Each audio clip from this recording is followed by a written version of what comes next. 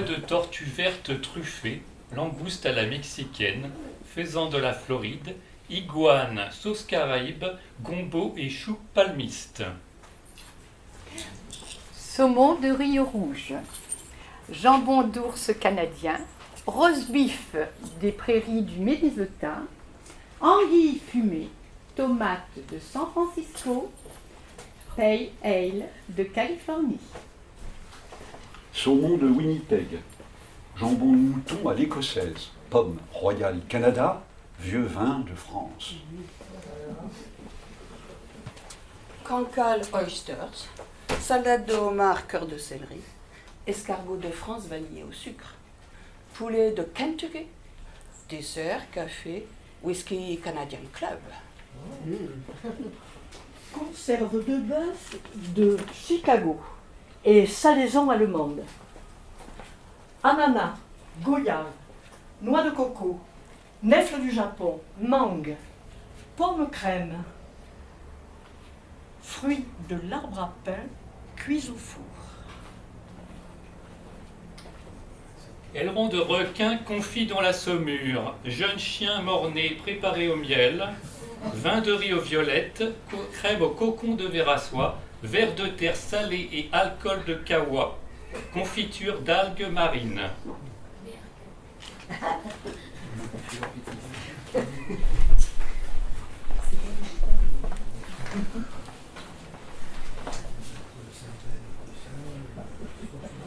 Il existe une sorte de gradation qui va de la faim vers l'appétit jusqu'à la gourmandise et au-delà. On peut les classer utilement selon leur façon de croître. La faim s'aggrave, l'appétit grandit, la gourmandise s'affine ou se raffine. La gourmandise n'est jamais grave. Par exemple, ce serait une erreur d'envisager des troubles graves comme la boulimie sous l'angle de la gourmandise. La boulimie est une très grande question de faim, évidemment, pas du tout de gourmandise. La gourmandise est toujours sans gravité, c'est ce qui fait tout son charme. La gourmandise est comme un tableau où on n'utiliserait pas le noir, seulement des couleurs claires, des jaunes de Tipolo, des bleus et des blancs de Boucher, des verts frondaisons de Fragonard. La gourmandise à table, c'est la gaieté au théâtre ou la galanterie en amour, 3G.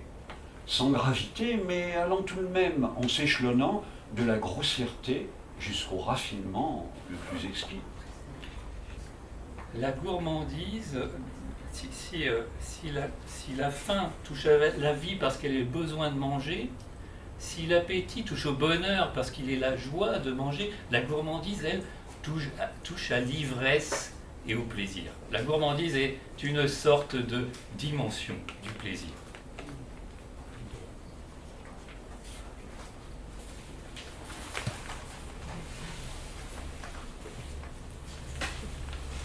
Taille-moi les hanches à la hache. J'ai trop mangé de chocolat. Croque-moi la peau, s'il te plaît. Croque-moi les oursines de fou. C'est le temps des grandes métamorphoses. Au bout de mes tout petits seins s'insinuent, pointus et dodus, deux noisettes. Crac, tu les manges. C'est le temps des grandes métamorphoses. Au bout de mes lèvres entr'ouvertes pousse un framboisier rouge argenté. Pourrais-tu m'embrasser pour me le couper? Pétris-moi les hanches de baiser. Je deviens la femme chocolat. Laisse fondre mes hanches Nutella. Le sang qui coule en moi, c'est du chocolat chaud. Un jour, je vais m'envoler à travers le ciel à force de gonfler et je bâillerai des éclairs, une comète plantée entre les dents. Mais sur terre, en attendant, je me transformerai en la femme chocolat. Taille-moi les hanches à la hache. J'ai trop mangé de chocolat.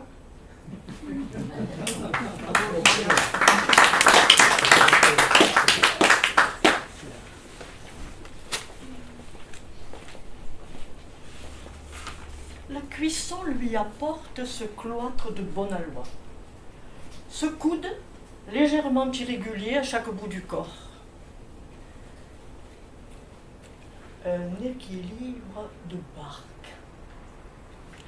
Il présente sa folie de face, un éclatement parallèle plutôt joyeux.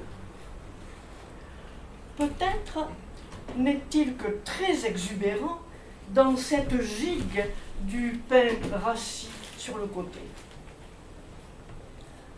On caresse sa peau, mais on a prise sur lui par les arêtes rugueuses, poussées comme une protestation au moment panique où il crut devenir charbon. D'ailleurs, ces incohérences de la croûte ne servent à rien. Elles intriguent et font des miettes.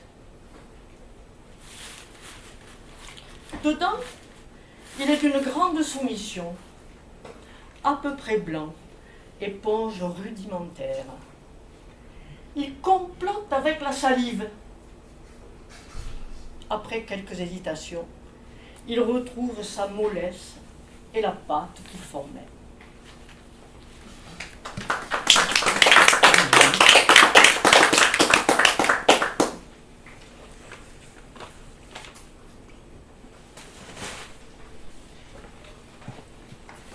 Elle était pâtissière dans la rue du Croissant.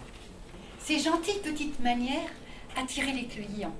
On aimait à l'extrême sa peau douce comme la crème, ses yeux un puits d'amour et sa bouche un petit fou.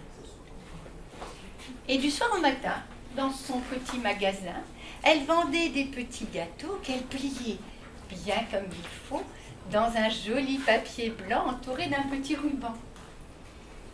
En servant ses clients, elle se trémoussait bien comme il faut. Fallait voir comme elle vendait ses petites brioches dorées. Un jour, dans sa boutique, un vieux monsieur entra. D'un coup d'œil oblique, vite, il la remarqua. Pour parler à la belle, il choisit des bonbons. Donnez-moi, mademoiselle, un cornet marron. Et d'un petit air malin, il en prit 2 dans ses mains.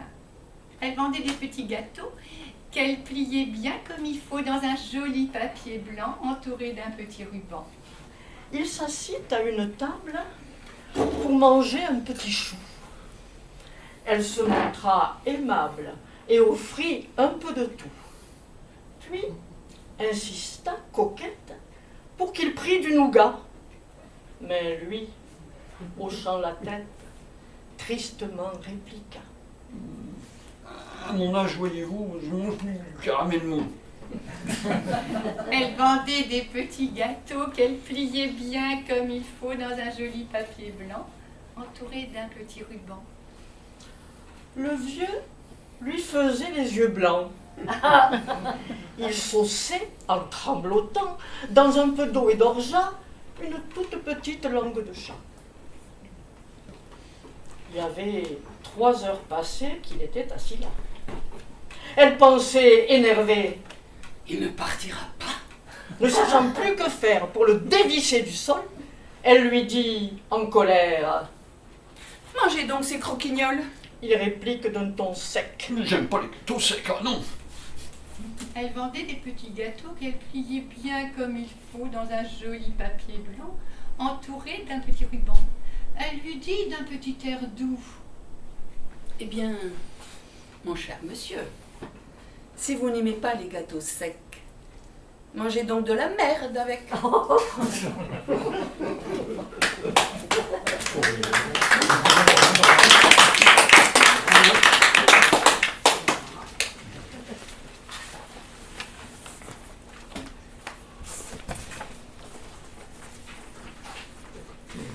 Te souviens-tu, mon loup, de ce panier d'oranges, douce comme l'amour qu'en ce temps-là nous fîmes?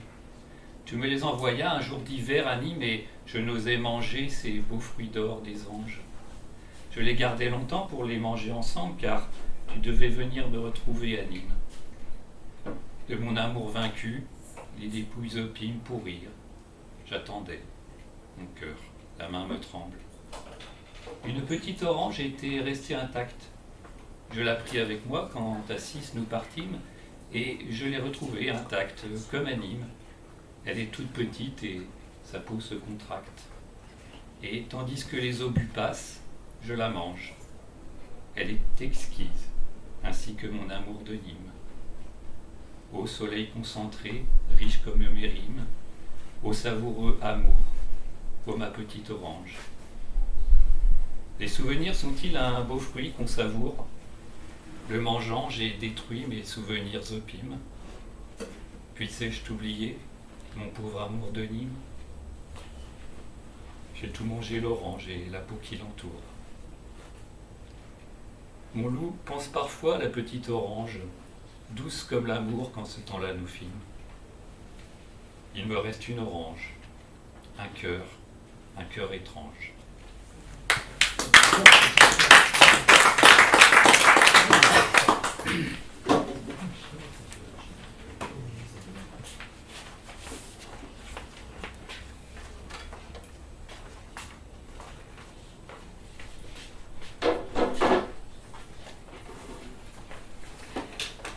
Elle avait décidé que lorsque la pointe de ses seins tomberait plus bas que la pliure de ses coudes, la vie ne vaudrait plus la peine d'être vécue. Elle avait décidé que jamais son ventre ne devait faire plus de 2 plis lorsqu'elle était assise au bord de son lit devant l'armoire à glace. Elle avait depuis longtemps tracé une ligne imaginaire sur ses cuisses, au-delà de laquelle ses fesses ne devaient pas descendre. Il y avait aussi cette qualité de peau d'orange qu'elle ne tolérerait pas, et cette forme de petite enflure au-dessus du genou également. Elle savait, pour avoir obsessionnellement étudié la question, que tout cela n'était passible d'aucun régime, d'aucune crème, d'aucun diurétique, d'aucun sauna, d'aucun coupe-faim, d'aucun biscuit repas au son, d'aucun gant de crin. Elle savait que c'était l'âge. Et l'âge était une maladie dont elle ne devait pas se remettre. Elle avait lutté si fort, s'était tant et tant battue contre elle-même, à chaque repas, à chaque sortie, à chaque envie, qu'elle ne supporterait pas cette échéance-là. Elle ne tolérerait pas son ventre flasque, ses joues creuses, ses faiblesses. C'était un désaccord, c'était un désaveu qu'elle n'accepterait pas de son corps après tous les soins qu'elle avait eus pour lui. Après autant de grillades de haricots verts, après autant de dures crudités, après autant de radis sans beurre. Lorsque le matin arriva, ou après une inspection soignée, elle dut constater que l'inadmissible était advenu. Elle décida, assise nue au coin de son lit, les épaules basses, le dos arrondi, le ventre sorti, de se suicider. Elle opta pour l'empoisonnement pur et simple et choisit sans hésiter le poison. Le soir même, elle mangeait 3 babas, 2 éclairs, une tartelette et buvait une demi-bouteille de champagne. Oh là là.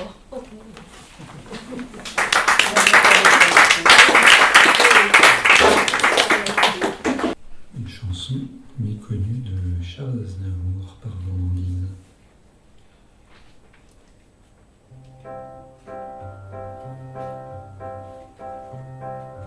Je t'aime aussi par gourmandise, toi mon joli péché mignon. Tu as le goût des friandises que je volais petit garçon, tendre objet de ma convoitise, tu es comme un fruit défendu, et je cueille par gourmandise mille baisers sur ton corps nu.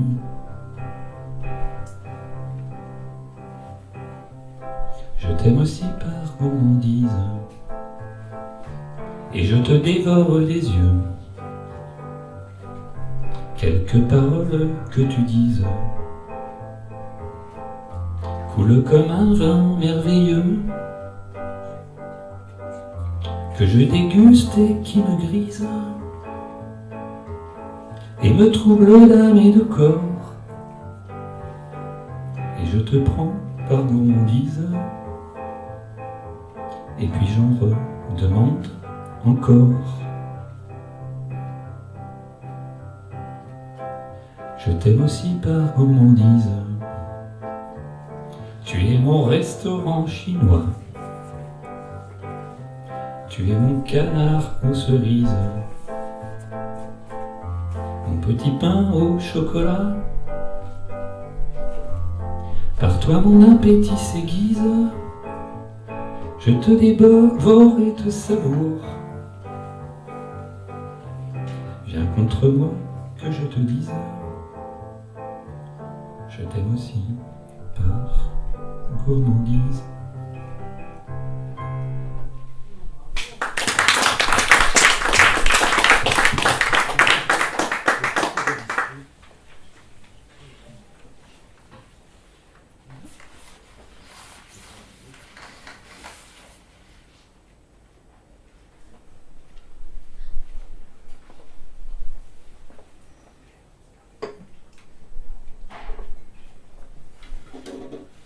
La première gorgée, c'est la seule qui compte. Les autres, de plus en plus longues, de plus en plus anodines, ne donnent qu'un empattement tiédasse, une abondance gâcheuse. La dernière, peut-être, retrouve, avec la désillusion de finir, un semblant de pouvoir. Mais la première gorgée, ça commence bien avant la gorge. Sur les lèvres déjà cet or mousseux, fraîcheur amplifiée par l'écume, puis lentement vers le palais, bonheur tamisé d'amertume. Comme elle semble longue, la première gorgée, on la boit tout de suite, avec une avidité faussement instinctive. En fait, tout est écrit. La quantité, ce ni trop peu qui fait l'amorce idéale, le bien-être immédiat, ponctué par un soupir, un claquement de langue ou un silence qui les vaut. La sensation trompeuse d'un plaisir qui s'ouvre à l'infini.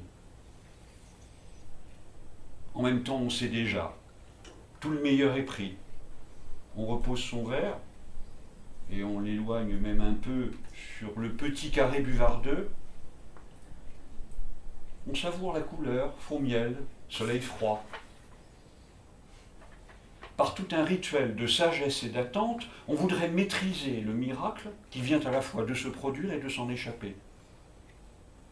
On lit avec satisfaction sur la paroi de verre le nom précis de la bière que l'on avait commandée. Mais contenant et contenu peuvent s'interroger, se répondre en abîme, rien ne se multipliera plus. On aimerait garder le secret de l'or pur et l'enfermer dans des formules. Mais devant sa petite table blanche, l'alchimiste déçu ne sauve que les apparences et boit de plus en plus de bière avec de moins en moins de joie. C'est un bonheur amer, on boit pour oublier la première gorgée.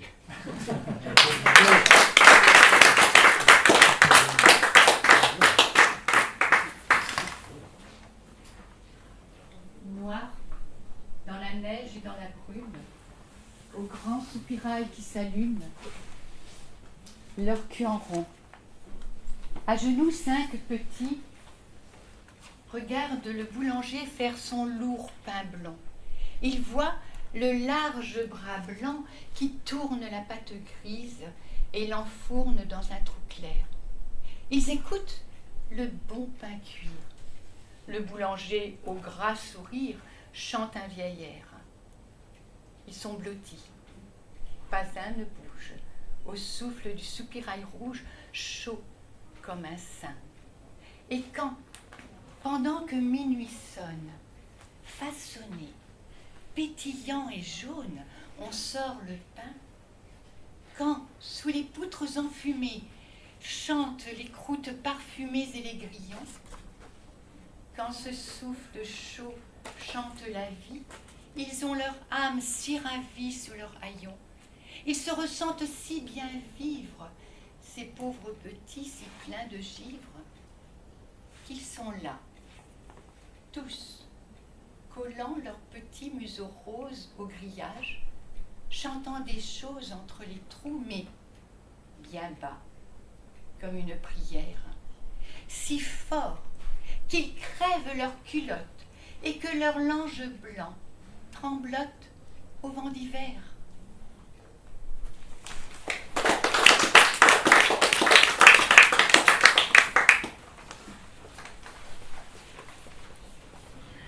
Il y en a que nous mangerons sur les terrasses, devant la mer et devant le soleil couchant. Il y en a que l'on confie dans de la glace sucrée avec un peu de liqueur dedans. Il y en a que l'on mange sur les arbres de jardins réservés en clos de mur, et que l'on cueille et que l'on mange à l'ombre dans la saison tropicale. On disposera de petites tables.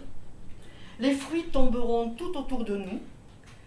Dès qu'on agitera les branches ou les mouches engourdies se réveilleront.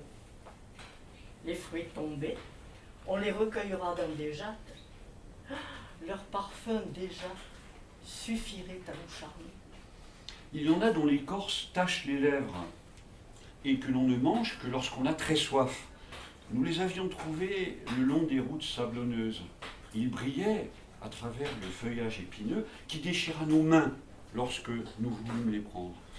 Et notre soif n'en fut pas beaucoup étanchée. Il y en a dont on ferait des confitures rien qu'à les laisser cuire au soleil. Il y en a dont la chair, malgré l'hiver, demeure sûre. De les avoir mordus, les dents sont irritées. Il y en a dont la chair est toujours froide, même l'été. On les mange accroupis sur des nattes au fond de petits cabarets. Il y en a dont le souvenir vaut une soif dès qu'on ne peut plus les trouver.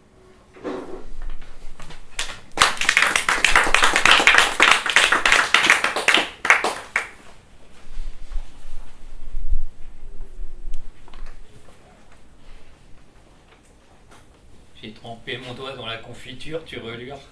Ça sentait les abeilles, ça sentait les groseilles, ça sentait le soleil. J'ai trempé mon doigt dans la confiture, puis je l'ai sucé comme on suce les joues de bonne grand-maman qui n'a plus mal aux dents et qui parle de fées. Puis je l'ai sucé, mais tellement sucé que je l'ai avalé.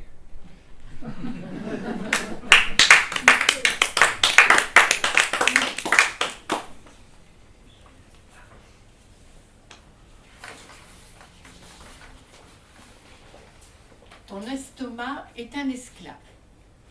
L'esclave se révolte. L'estomac devient ton ennemi. Les chers fidèles alliés sont les papilles, savants subtils agents de liaison. Un grand gourmand ne pouvait plus boire d'alcool. Son foie l'avait trahi. Comment s'en tira-t-il? Il se contenta dès lors d'offrir à ses papilles et laissa monter de l'arrière-gorge aux fosses nasales la saveur des cognac, armagnac, kirsch et calvados. Mais ces précieuses gorgées, il ne les avalait plus. Un dégoûtant, penses-tu? Non. Telles sont les pratiques professionnelles des spécialistes qui, dans les chais de Bourgogne et de Bordelais, n'offrent qu'un court contact papillaire avec la gorgée vermeille dont ils remplissent la coquille d'argent du taste-vin.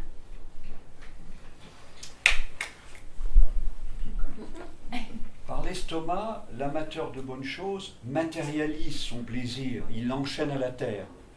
Par les papilles, il le spiritualise, il lui donne des ailes. Les grands gourmands sont des papillaristes. Le plus beau mot de gourmande, je l'ai entendu d'une femme. Elle dégustait je ne sais plus quelle chose parfaite. Elle apportait à sa délectation une soigneuse lenteur sensualiste. Ah, soupira-t-elle, comme son bonheur allait finir. Quel dommage de ne pas avoir de papilles jusqu'au fond de l'estomac.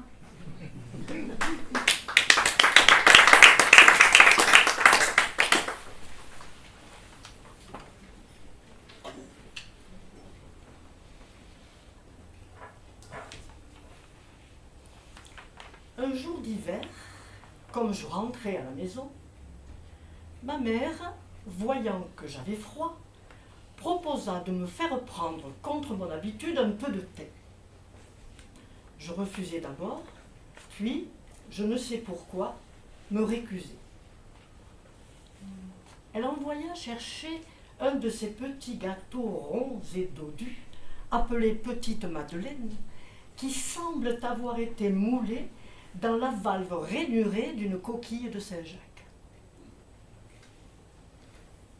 Et, machinalement, harassé par la rude journée et la perspective d'un triste lendemain, je portais à mes lèvres une cuillerée du thé où j'avais laissé s'amollir un petit morceau de madeleine. Mais, à l'instant même où la gorgée mêlée des miettes du gâteau toucha mon palais, je tressaillis, attentif à ce qui se passait d'extraordinaire en moi. Un plaisir délicieux m'avait envahi, isolé, sans la nature de son origine. Il m'avait rendu les vicissitudes de la vie indifférentes, ses désastres inoffensifs, sa brièveté illusoire, de la même façon qu'opère l'amour, en me remplissant d'une essence précieuse. Ou plutôt, cette essence n'était pas en moi, elle était moi. D'où pouvait me venir cette puissante joie? Je pensais qu'elle était liée au goût de la madeleine et du thé, mais qu'elle le dépassait infiniment, qu'elle devait être d'une autre nature. D'où venait-elle? Que signifiait-elle? Arrivera-t-il jusqu'à la surface de ma claire conscience ce souvenir? L'instant ancien que l'attraction d'un souvenir identique était venue de si loin solliciter, émouvoir, faire monter au fond de moi? Je ne sais. Et tout à coup, le souvenir m'est apparu. Ce goût, c'était celui du petit morceau de madeleine que le dimanche matin à Combray, parce que ce jour-là je ne sortais pas avant l'heure de la messe, ma tante Léonie m'offrait après l'avoir trempé dans son infusion de thé ou de tilleul. La vue de la petite madeleine ne m'avait rien rappelé avant que je n'y eusse goûté. Mais si, d'un souvenir ancien, rien ne demeure, seule, plus légère mais plus efficace, plus immatérielle, plus persistante, plus fidèle, l'odeur et la saveur peuvent porter longtemps sur elle, sans fléchir, l'emprise immense du souvenir.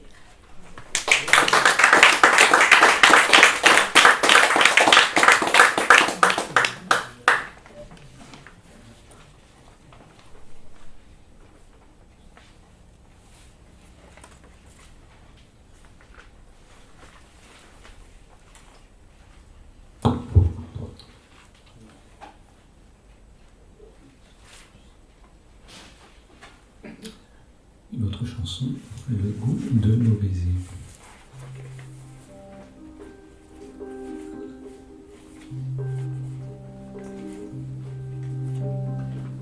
Les ont-ils fanés, le goût de nos baisers?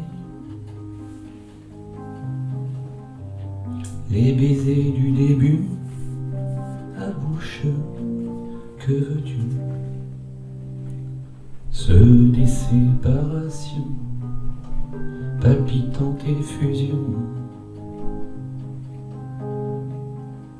et ceux des retrouvailles qui faisaient des entailles.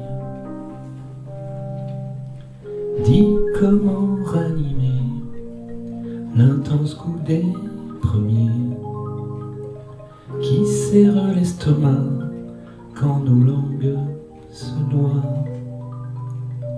Entre le nirvana et les pentes de l'Etna, ça inonde de joie et nous laisse pantois.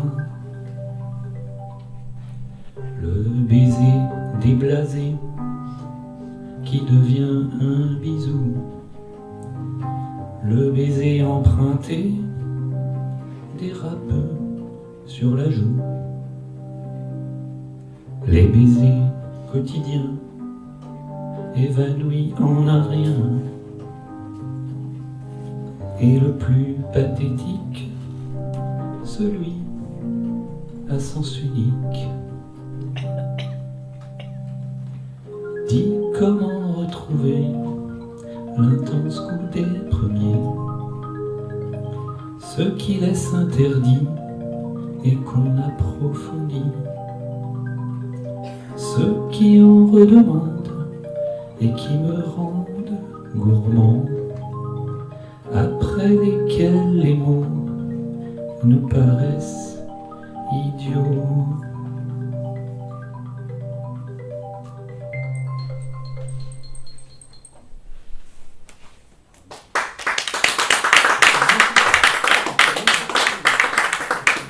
On dit qu'avec un chou de Bruxelles, on peut grimper au 7e ciel. On dit qu'avec un petit radis, on peut monter au paradis. On dit qu'avec certains piments, on peut toucher le firmament. Paraît qu'avec un ananas, on peut gagner le nirvana. Alors, on ne fera jamais croire qu'avec une petite golden, on se serait fait jeter de l'Éden.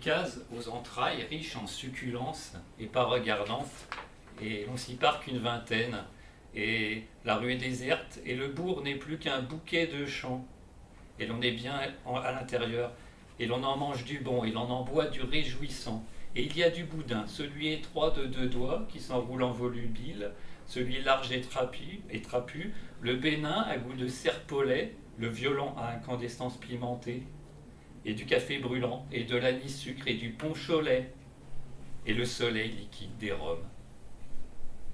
Et toutes sortes de bonnes choses qui vous imposent autoritairement les muqueuses, ou vous les fondent en subtilité, ou vous les distillent en ravissement, ou vous les tissent de fragrance, et l'on rit, et l'on chante, et les refrains fusent à perte de vue comme des cocotiers.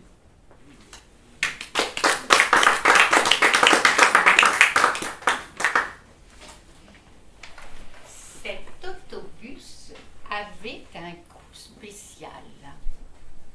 Curieux, mais incontestable. Ça se dit.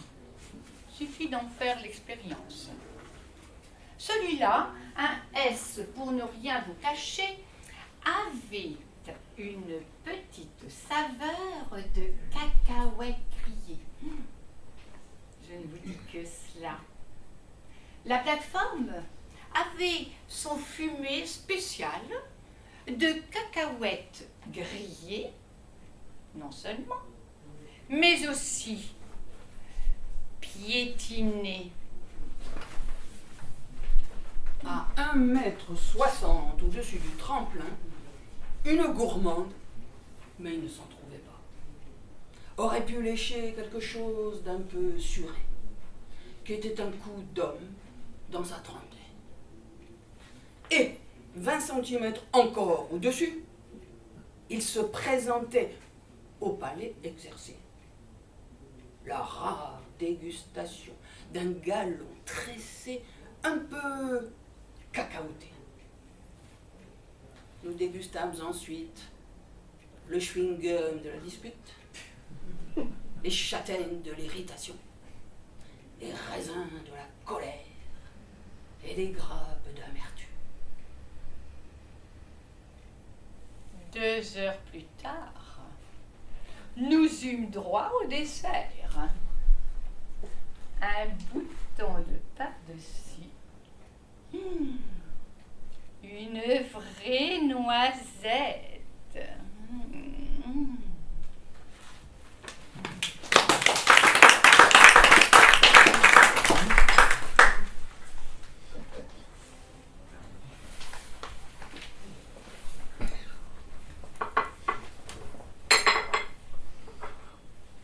Il est une liqueur au poète plus cher, qui manquait à Virgile et qu'adorait Voltaire. C'est toi, divin café, dont l'aimable liqueur, sans altérer la tête, épanouit le cœur. Aussi quand mon palais est émoussé par l'âge,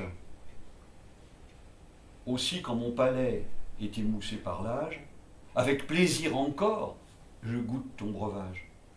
Que j'aime à préparer ton nectar précieux, nul n'usurpe chez moi ce soin délicieux. Sur le réchaud brûlant, moi seul tournant ta graine, alors de ta couleur fais succéder l'ébène. Moi seul contre la noix, qu'arment ses dents de fer, je fais en le broyant crier ton fruit amer. Charmé de ton parfum, c'est moi seul qui dans l'onde infuse à mon foyer ta poussière féconde.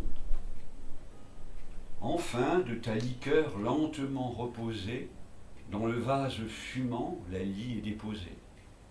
Ma coupe, ton nectar, le miel américain, que du suc des roseaux exprima l'africain. Tout est prêt. Du Japon, l'émail reçoit tes ondes. Et seul, tu réunis les tribus des deux mondes. Viens donc, divin nectar, viens donc, inspire-moi. Je ne veux qu'un désert, mon Antigone et toi. À peine j'ai senti ta vapeur odorante, soudain de ton climat, la chaleur pénétrante réveille tous mes sens. Sans trouble ni chaos, mes pensées plus nombreux accourent à grands flots. Mon idée était triste, aride, dépouillée. Elle rit, elle sort richement habillée. Et je crois, du génie éprouvant le réveil, boire dans chaque goutte un rayon de soleil.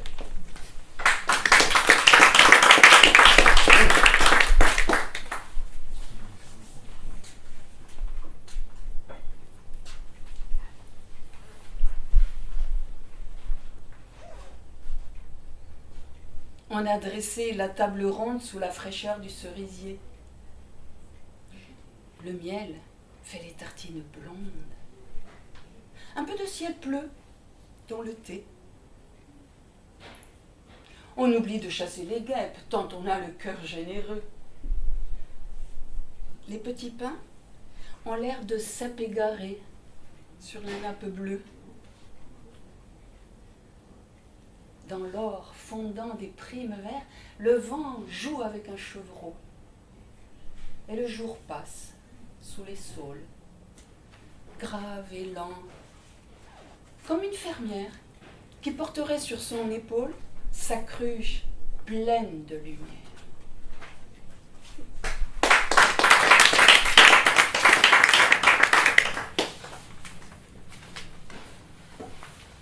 Un jour, sur ses longs pieds, allait, je ne sais où, le héron au long bec emmanché d'un long cou. Il côtoyait une rivière. L'onde était transparente, ainsi qu'au plus beau jour. Ma commère la carpe y faisait 1000 tours, avec le brochet, son compère. Le héron en eût fait aisément son profit, tout s'approchait du bord. L'oiseau n'avait qu'à prendre, mais il crut mieux faire d'attendre qu'il n'eût un peu plus d'appétit. Il vivait de régime et mangeait à ses heures. Après quelques moments, l'appétit vint. L'oiseau, s'approchant du bord, vit sur l'eau des tanches qui sortaient du fond de ses demeures. Le mets ne lui plut pas, il s'attendait à mieux, et montrait un goût dédaigneux comme le rat du bon Horace. Moi, t'étanche, dit-il, moi, héron, que je fasse une si pauvre chair. Mais pour qui me prend-on? La tanche rebutée, il choisit du goujon. Du goujon? Est-ce bien là le repas d'un héron? J'ouvrirai pour si peu le bec? À Dieu ne plaise. Il l'ouvrit pour bien moins. Tout alla de façon qu'il ne rencontra plus aucun poisson. La faim le prit. Il fut tout heureux et bien aise de rencontrer un limaçon. On hasarde de perdre en voulant trop gagner. Gardez-vous de rien dédaigner, surtout si vous avez à peu près votre compte. Bien des gens y sont pris. Ce n'est pas au héron que je parle. Écoutez, humain, un autre conte. Vous verrez que chez vous, j'ai puisé ces leçons.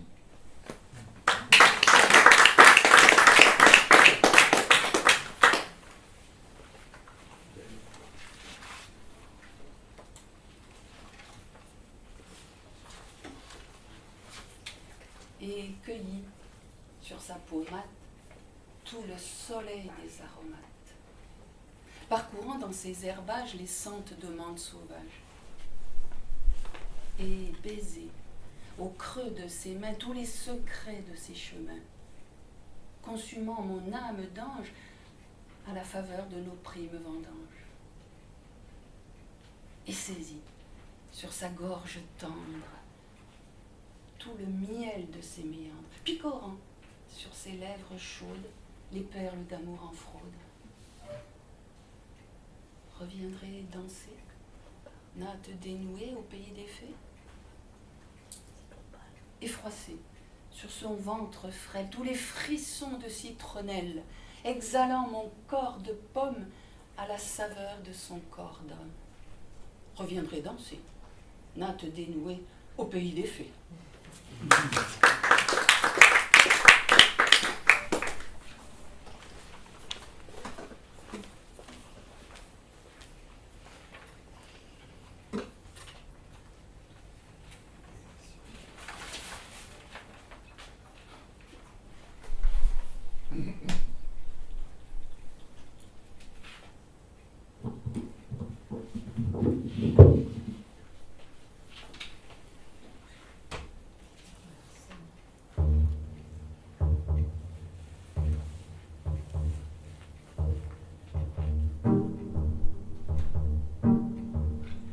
Déshabillez-moi.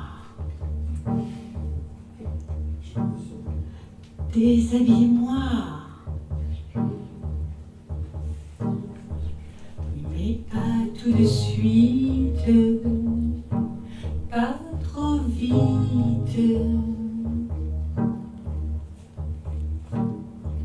Sachez me convoiter, me désirer, me captiver.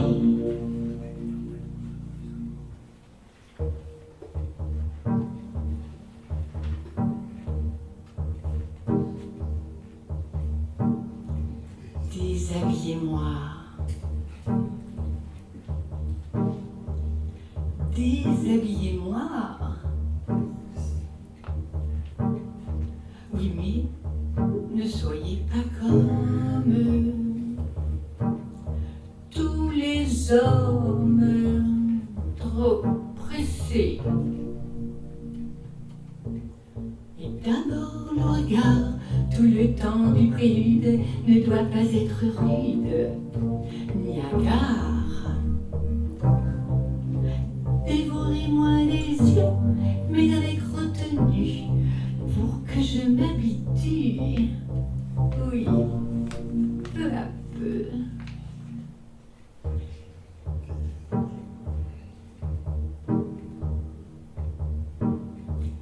Déshabillez-moi.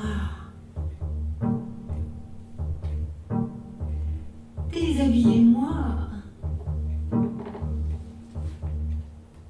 Et vous? Déshabillez-vous?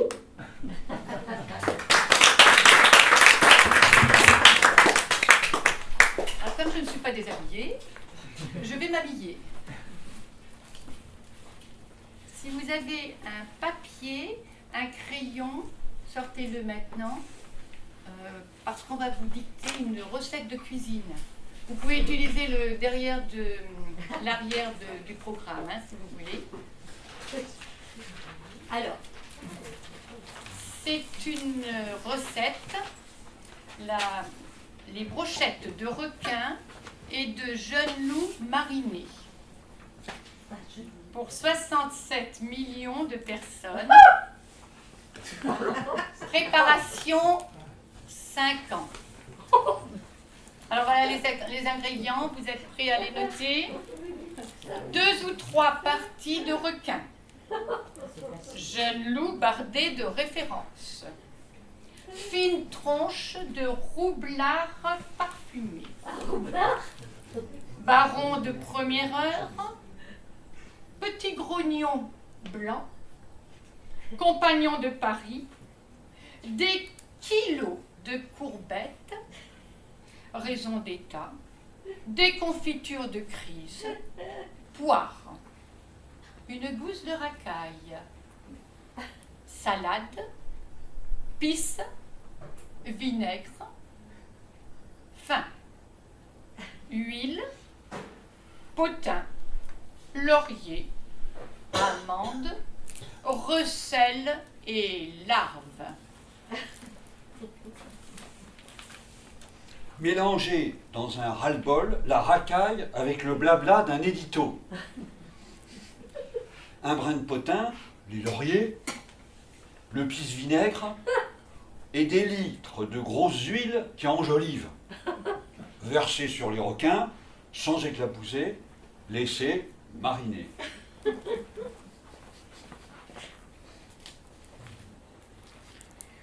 Ôtez la barde des jeunes loups et remplacez-la par une bonne tronche de roublard parfumé. Ficelez-les. Composez des brochettes en y alternant des barons lavés de tout soupçon, des jeunes requins grognons. Ajoutez 3 bonnes louches de déconfiture de crise. Enclenchez les courbettes dans les grandes largeurs, sans sous-estimer les vieilles revanches. Déposez sur des marais de billets de plus-value avec baratin, recel et larves, la raison d'état émiettée et un filon d'idylle lucrative. Faites les coffres-forts de billets de plus-value sans froisser complètement les patriotes. Allumez au cou de bambou. Écoutez les cohortes de porcs. Envoyez les commandos et les brochettes. Faire luire avec force de courbettes et de larmichettes 10 à 15 ministres environ. En surveillant les râleurs. Parsemer de boulettes régulièrement, les jeunes loups rendre leur jus.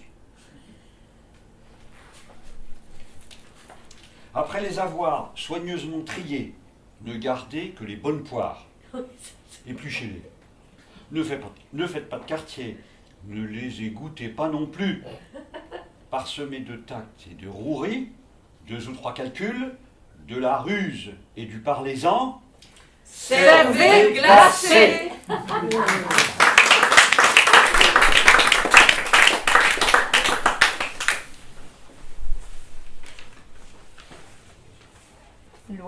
Colorado mange du miel et des gâteaux, du chocolat et des mandarines, des dragées, des nougatines, de la glace, des caramels mous, des framboises et des roux-doudous. L'oiseau du Colorado boit du champagne et du sirop, sucre de miel et lait d'autruche. Ananas, jus d'ananas glacé en cruche, sang de pêche et navet, whisky, menthe et café. L'oiseau du Colorado, dans un grand lit fait de dos. Puis il s'envole dans les nuages pour regarder les images et s'amuser un bon moment avec la pluie et le beau temps.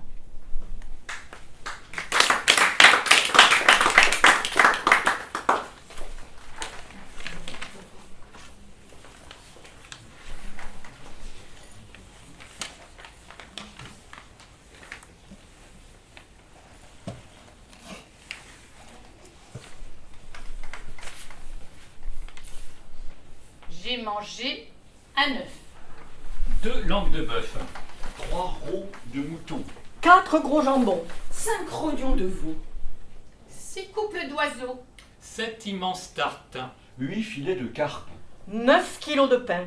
mais j'ai encore faim. Alors, peut-être que ce soir, vais-je encore devoir manger, mais demain, pour avoir le ventre bien plein.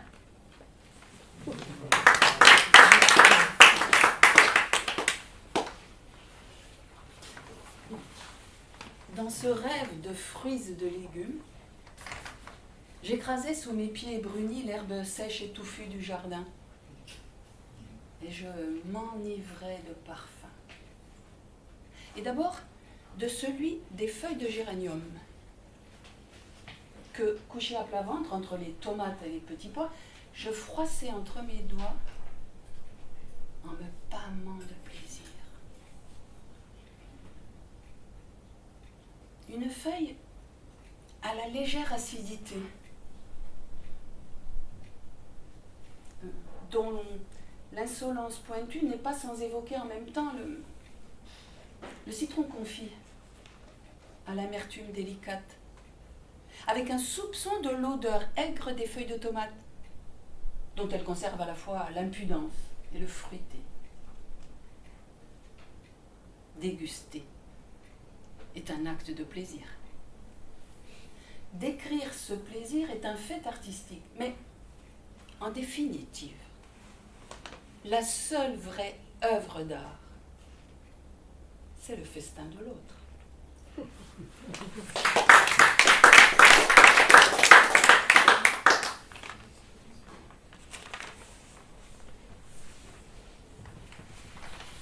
grande confrérie du cassoulet de Castelnaudary,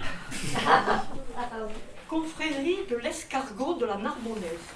confrérie de l'anguille de Gruissant, Confrérie des mangeurs de tripes d'Alès.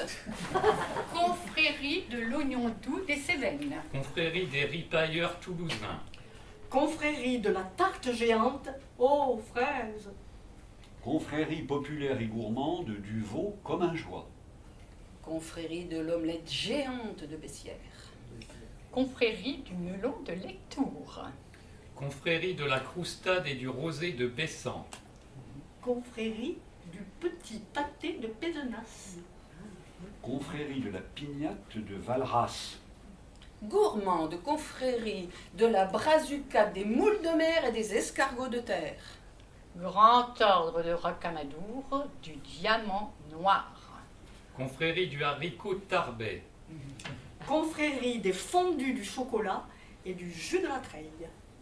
confrérie du taureau occitan, Confrérie des goûteurs de miel des Pyrénées-Orientales. Confrérie de l'ail rose de Lautrec.